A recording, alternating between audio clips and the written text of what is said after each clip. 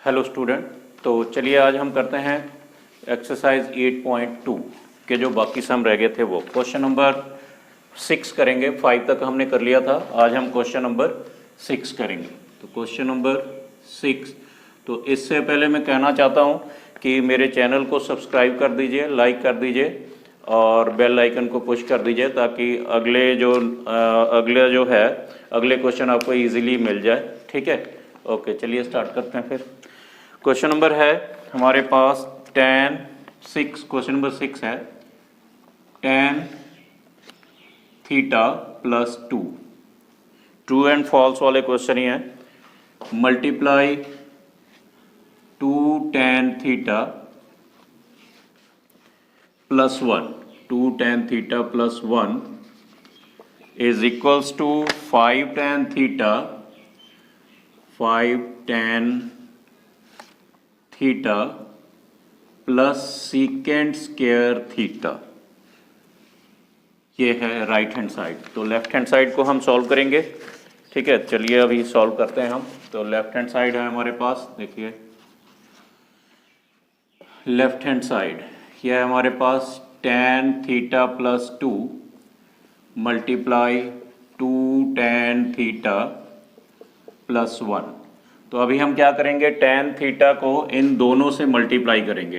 तो चलिए मल्टीप्लाई करते हैं। tan थीटा को 2 tan थीटा से मल्टीप्लाई करेंगे तो ये हमारे पास आएगा 2 tan स्क्वायर थीटा। ठीक है, अब इसी tan थीटा को 1 से मल्टीप्लाई करेंगे तो हमारे पास आएगा tan थीटा 1 जा tan थीटा, तो हमारे पास ये आ गया tan थीटा। ठीक है, tan थीटा।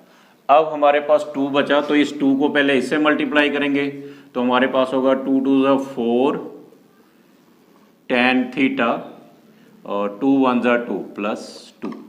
तो अभी हमें जो राइट हैंड साइड में चाहिए 5 tan theta plus second square theta. तो tan थीटा तो 5 tan थीटा हमारे पास आ गया। ये देखिए 4 tan theta plus 1 tan theta, 5 हो गया ये। तो हमारे पास आ गया। पहले हम क्या करेंगे, इस 2 को आगे लिख लेते हैं। 2 प्लस का है तो इसको हम आगे लिख सकते हैं, चाहे इसको हम ऐसे लिख सकते हैं 2 tan theta 2 tan square theta plus 2। 2 को हम आगे ले आएंगे और 4 प्लस 1 ये कितना हो गया 5 tan थीटा। तो ये आ गया हमारे पास 5 tan थीटा। अब हमने क्या करना है, यहाँ से इसको चेंज करेंगे हमें, क्योंकि हमें पता है यहाँ पे पहले हम क्या करेंगे, दोनों के पास 2 है, 2 आप कॉमन निकाल लो। हमारे पास आ गया tan square theta plus 1 plus 5 tan theta. ठीक है, अब हमारे पास क्या है, हमें पता है कि जो 1 प्लस tan स्क्वायर थीटा जो होता है वो किसके इक्वल होता है, वो होता है सीकेंड स्क्वायर थीटा के। ठीक है, तो हम क्या करेंगे, यहाँ पे 1 प्लस tan स्क्वायर थीटा की जगह पे हम लिख देंगे सीकेंड स्क्वायर थीटा। तो हमारे पास आ गया 2 सीकेंड square theta plus 5 tan theta. तो अभी हम देखें राइट हैंड साइड को, तो ये हमारे पास यहाँ पे सिर्फ सीकेंड स्क्वायर थीटा है और यहाँ पे 2 का मल्टीपल है। तो इसका मतलब क्या हुआ कि हमारा लेफ्ट हैंड साइड जो है वो राइट हैंड साइड के इक्वल नहीं है। ठीक है, तो इसलिए स्टेटमेंट क्या हो गई, फॉल्स हो गई। ठीक है, ये है हमारे पास क्वेश्चन नंबर 6। चलिए अभी हम करते हैं क्वेश्चन नंबर 7। तो देखते हैं क्वेश्चन नंबर 7 में क्या है।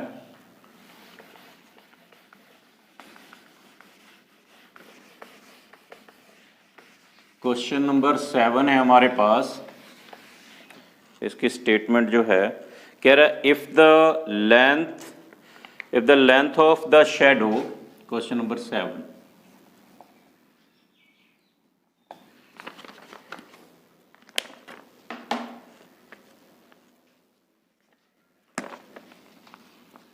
if the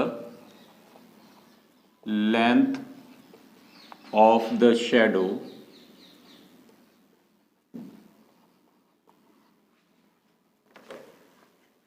of a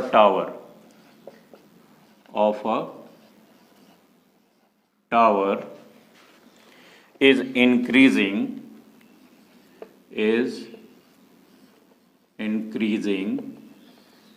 then the angle of elevation of sun, then the angle of elevation of the sun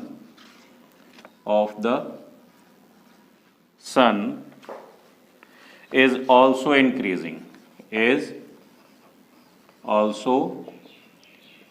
increasing, ठीक है जी। तो क्वेश्चन हमारे पास ये है कि अगर शेडो की लेंथ जो है वो इंक्रीज कर रही है तो वो कह रहा है कि एंगल ऑफ एलिवेशन जो है इज ऑल्सो इंक्रीजिंग। तो चलिए हम चेक करते हैं कि क्या होता है। अभी अगर मान लीजिए हमारे पास यहाँ पे एक मैं ट्राइंगल ले लेता हूँ, ये है मेरे पास ट्राइंगल, ठीक है। ये मेरे पास टावर है, इसको अगर मैं टावर ले लूँ, इसका नेम रख देता हूँ मैं ABC, ऐसे रख लेते हैं, ठीक है। इसको हम रख लेते हैं A, इसका नेम दे देते हैं A, इसको B जो है हमारा राइट एंगल हो जाएगा, और इसको मैं कह देता हूँ कि ये C एंगल है, ठीक है। अगर इसको और इस एंगल को मैं क्या मान लूँगा, इसको मैं थीटा मान लेता हूँ, ठीक है जी।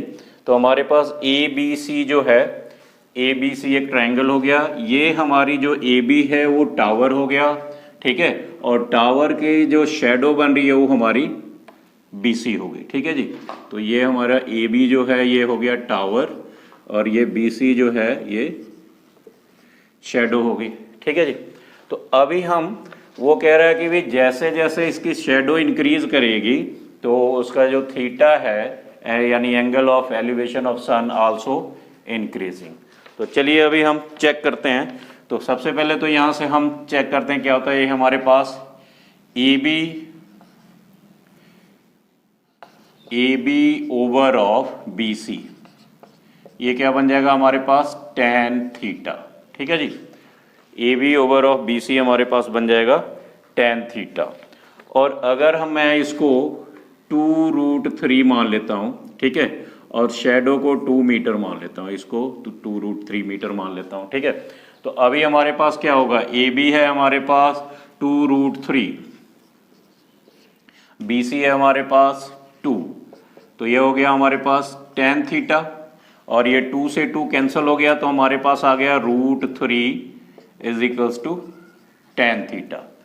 तो √3 जो है tan थीटा √3 कितने पे होता है, tan थीटा √3 जो है वो 60 डिग्री पे होता है। तो हमारे पास ये हो जाएगा tan 60 degree is equals to tan theta. तो अगर हम इसको कंपेयर करेंगे तो हमारे पास थीटा कितना आ गया, 60 डिग्री आ जाएगा। तो हमारे पास यहाँ थीटा जो है वो 60 डिग्री आ गया। अब हम क्या करते हैं, अब इसको ना थोड़ा इंक्रीज कर देते हैं। अब क्या करते हैं, ये शेडो है हमारा, ये सॉरी टावर है, और टावर को हम क्या करते हैं यहाँ से इसको इंक्रीज कर देते हैं, ठीक है। ये हमारा A है, ये B था, ये 90 डिग्री है, और पहले ये यहाँ पे इसकी शेडो जो थी C पे बन रही थी, ठीक है। अब हम थोड़ा सा इसको बढ़ा देते हैं और ये यहाँ से लेके A तक, और इसको हम ABC, इसका नेम हम D दे देते हैं, ठीक है। तो हमारे पास अब इस ट्रायंगल में क्या होगा, यहाँ पे हमारे पास देखिए, अगर ये हमारे पास इसको हमने लेट किया था 2√3 मीटर और इसको 2 मीटर लेट किया था, तो मैं क्या करूँगा, इसको और इसका डबल कर दूंगा, इसको मैं 4 मीटर लेट कर लेता हूँ, ठीक है। तो हमारे पास DC जो है 4 मीटर। तो फिर हम ट्रायंगल लेते हैं, ये था ट्रायंगल ABC में। अब हम ट्रायंगल लेंगे, यहाँ पे लिख लीजिए इन ट्रायंगल ABC, ठीक है जी। यहाँ तक इसको नोट कीजिए, फिर आगे करते हैं। चलिए, तो यहाँ से जो हमारा थीटा आया है 60 डिग्री आया है, तो इसको मैं इधर साइड में लिख देता हूँ कि जो हमारी फर्स्ट इक्वेशन थे इससे हमारा जो थीटा है वो आ गया था 60 डिग्री। अब हम करते हैं इसमें ट्रायंगल लेते हैं, इन ट्रायंगल ये लेते हैं ABD। अब इसमें क्या होगा हमारे पास, AB/BD, ठीक है, AB/BD। AB क्या है हमारे पास, परपेंडिकुलर है, BD हमारा क्या है, बेस। तो परपेंडिकुलर अपॉन बेस क्या बनता है, tan। तो ये बनेगा tan, और इसको हम क्या ले लेते हैं, इसको हम ले लेते हैं थीटा, इसको हम कुछ ले लेते हैं थीटा, इसको बीटा ले लेते हैं या अल्फ़ा ले लीजिए, चलिए अल्फ़ा ले लेते हैं, अल्फ़ा। ठीक है जी। तो हमारे पास क्या हो गया, ये tan अल्फ़ा आ गया। ठीक है जी। अब हमारे पास ए बी कितना है 2√3 ओवर ऑफ बी डी हमारी कितने हो गई 4 + 2 = tan अल्फ़ा। अब हमारे पास क्या हो गया 2/√3 ओवर ऑफ 6 = tan अल्फ़ा। अब इसको देखिए हम 2 3 = 6, तो हमारे पास क्या आ गया, हमारे पास आ गया tan alpha =√3 over of 3, √3 over of 3। अब इसको हम रेशनलाइज कर देंगे √3 को √3 से, तो हमारे पास आ जाएगा tan अल्फ़ा = 3/3√3। 3 3 = 9 और 9 का रूट क्या होता है 3, 3 से 3 कैंसिल हो गया, तो हमारे पास आ गया tan अल्फ़ा = 1/√3 और tan अल्फ़ा 1/√3, tan 1/√3 कितने पे होता है tan 30 डिग्री पे, तो इसका मतलब हमारा अल्फ़ा कितना आ गया 30 डिग्री पे। अब इसको देखने से हमें क्या पता लगता है, पहले जो था थीटा हमारा कितना आया था 60 डिग्री, फिर जब इस शेडो को इंक्रीज किया गया तो इसका कितना एंगल हो गया 30 डिग्री। तो इसका मतलब क्या है कि ये डिक्रीज कर रहा है ना कि इंक्रीज कर रहा है, तो इसलिए ये हमारी स्टेटमेंट जो है वो क्या हो गई फॉल्स हो गई। ठीक है जी, ये स्टेटमेंट हमारी फॉल्स हो गई। ठीक,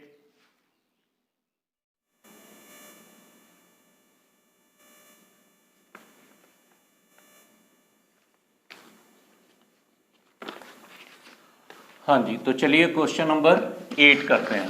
तो हमारे पास क्या है क्वेश्चन नंबर 8, वो कह रहा है if a man standing on a platform 3 metre above the surface of a lake observes a cloud and its reflection in the lake, then the angle of elevation of the cloud is equals to the angle of depression of its reflection।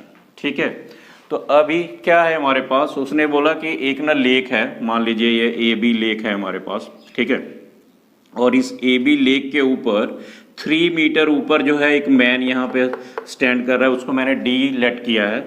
तो ये D जो है man है और ये cloud को देख रहा है, क्लाउड को सी लेट किया है मैंने, तो ये क्लाउड को ये यहाँ से देख रहा है। तो उस टाइम मान लीजिए इसका एंगल जो होगा, एंगल ऑफ एलिवेशन, वो अल्फा हो गया, उसको अल्फा लेट कर लिया मैंने।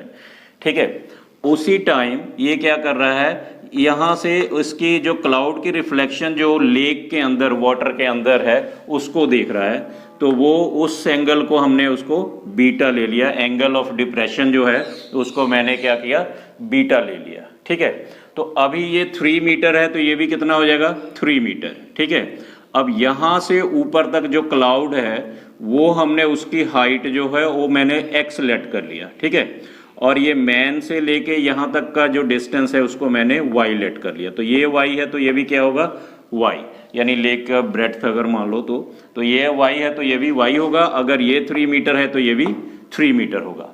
अब यहाँ से जो इसकी रिफ्लेक्शन बन रही है वो क्या हो गई, यहाँ से कितनी बनेगी रिफ्लेक्शन, जितना ये ऊपर दिखेगा उतना ही वाटर के नीचे दिखेगा।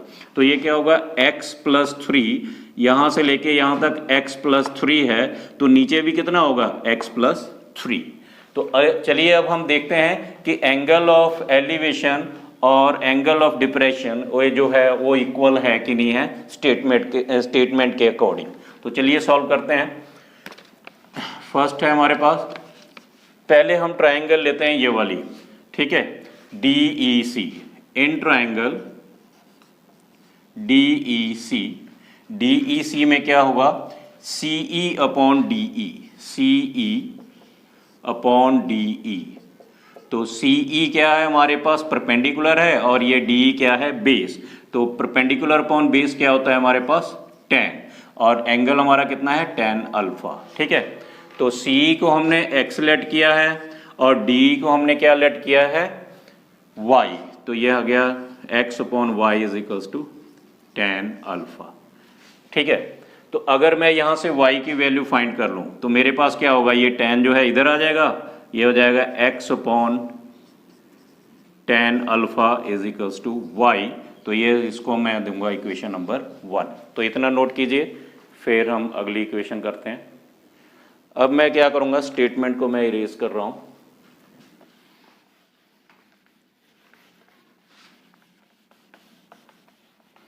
अब जो है हमारे पास, अब हम लेंगे ट्राइंगल नीचे वाली एंगल ऑफ डिप्रेशन के लिए। तो इन ट्राइंगल, ये हमारे पास DEP, इन ट्राइंगल DEP, इसमें क्या होगा हमारे पास, ये होगा PE अपॉन DE। तो PE upon DE, PE upon DE, PE upon DE। PE क्या हो गया इधर से परपेंडिकुलर, और ये क्या हो गया हमारा बेस, तो ये भी होगा tan, और यहाँ पे एंगल ऑफ डिप्रेशन हमने बीटा लिया था, तो ये tan बीटा। ठीक है जी। और PE हमारे पास क्या है, यहाँ से यहाँ तक 3 मीटर है, और ये x प्लस 3, तो ये हमारे पास होगा 3 plus x plus 3 over of DE हमारे पास है y is equals to tan beta. ठीक है जी। तो अब हमारे पास यहाँ से क्या आ गया, हमारे पास आ गया 3 प्लस 3 6 हो गया, तो ये हो गया x plus 6 over of y is equals to tan beta.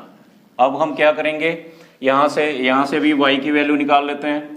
ठीक है, तो हमारे पास क्या हो जाएगा, ये x प्लस 6 और ये tan बीटा इधर आ जाएगा, tan beta is equals to इधर चल जाएगा y, और इसको लिखेंगे इक्वेशन नंबर 2। अब हम क्या करेंगे, इक्वेशन 1 और 2 को हम क्या करते हैं, कंपैरिजन करते हैं। राइट हैंड साइड पे यहाँ भी y है, राइट हैंड साइड पे यहाँ भी y है, तो ये दोनों को कंपेयर करेंगे तो ये आपस में क्या हो जाएंगे, इक्वल हो जाएंगे। तो हमारे पास क्या हो जाएगा, x tan alpha is equals to x upon 6 tan beta. ठीक है जी।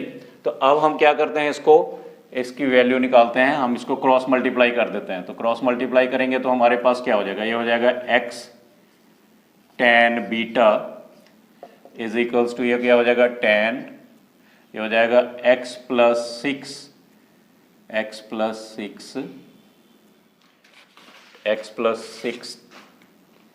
tan alpha, x plus 6 tan alpha, थोड़ा x plus 6 tan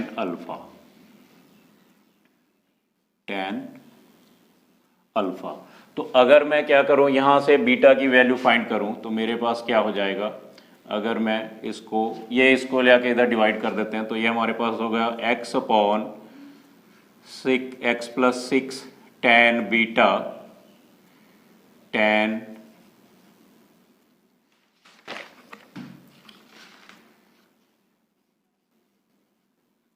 beta is equals to tan alpha.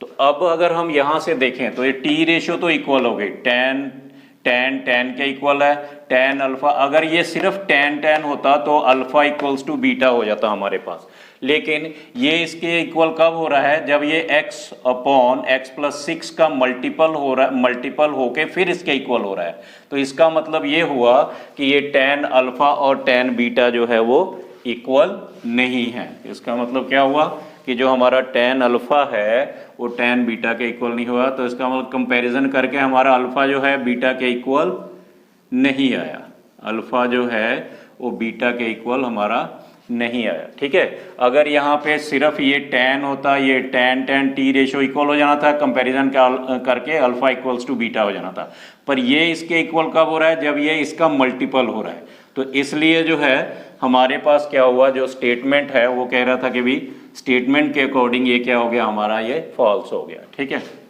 ये हमारे पास क्या हो गया, फॉल्स। ठीक है, तो ओके स्टूडेंट, तो मेरे चैनल को लाइक कीजिए, सब्सक्राइब कर लीजिए। ठीक है, ताकि अगले जो क्वेश्चन है आपको आसानी से मिल जाए। Thank you.